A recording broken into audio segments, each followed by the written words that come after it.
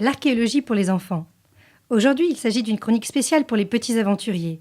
Au mois de juin ou encore au mois d'octobre, vous pouvez découvrir ce qu'est l'archéologie. Alors, vous pourrez découvrir ainsi ce qu'est ce métier passion, les sites de la région et pourquoi pas apprendre à fouiller. Vous pouvez voir sur Internet ce qu'il se passe dans les environs grâce au site des journées de l'archéologie. Mais savez-vous vraiment ce qu'est l'archéologie ?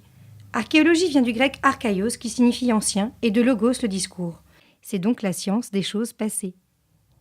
Mais attention, l'archéologie ne concerne pas, comme beaucoup d'entre vous le pensent, la paléontologie, c'est-à-dire l'étude des dinosaures. L'archéologie est une science qui porte sur l'homme dans le temps. L'archéologue, celui qui étudie, voit principalement les restes des civilisations passées. Il cherche à appréhender la vie des gens comme vous et moi dans les époques antérieures. Il s'intéresse à leur mode de vie, leur quotidien, et replace cela dans un contexte historique, c'est-à-dire l'histoire avec un grand H. Il étudie les traces aussi bien des hommes préhistoriques jusqu'à l'époque actuelle.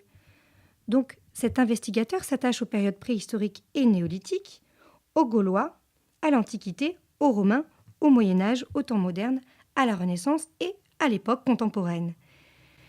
Ce métier consiste à intervenir là où le sol va être touché par des constructions ou dans des endroits déjà connus par des vestiges grâce aux archives, aux photographies aériennes, aux prospections, afin de sauver et de collecter des informations sur ces traces lointaines.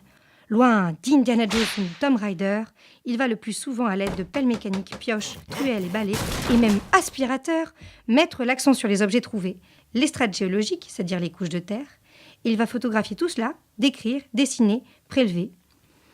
Ensuite, l'archéologue, grâce à différents corps de métier, va appréhender ces différents objets. Donc on peut retrouver par exemple des photographes qui travaillent sur les chantiers, des anthropologues qui vont travailler sur les corps, les palynologues sur les pollens, les céramologues donc sur les céramiques, mais aussi des tracéologues, des topographes ou encore des malacologues qui travaillent sur les escargots. L'archéologue va ensuite analyser son matériel au laboratoire pour restaurer, photographier, dessiner les objets et il va effectuer un rapport de ce qu'il a découvert et de la signification de sa découverte. Ces informations sont échangées avec d'autres archéologues afin de faire progresser cette science et de comprendre ainsi notre passé. C'est un métier physique et intellectuel. Grâce à tout cela, il pourra connaître les savoir-faire, l'organisation et l'économie, c'est-à-dire les échanges, entre les différentes civilisations. Le but de l'archéologie est de comprendre l'humanité jusqu'à nos jours, les choses qui font ce que nous sommes. C'est un beau métier plein de passion.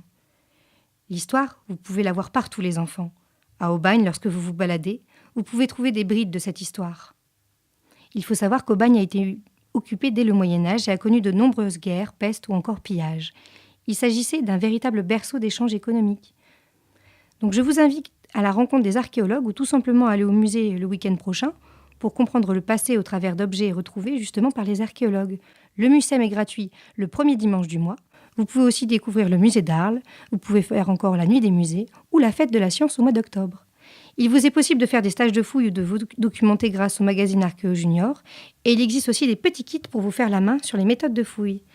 Allez les petits archéologues, à votre ruelle!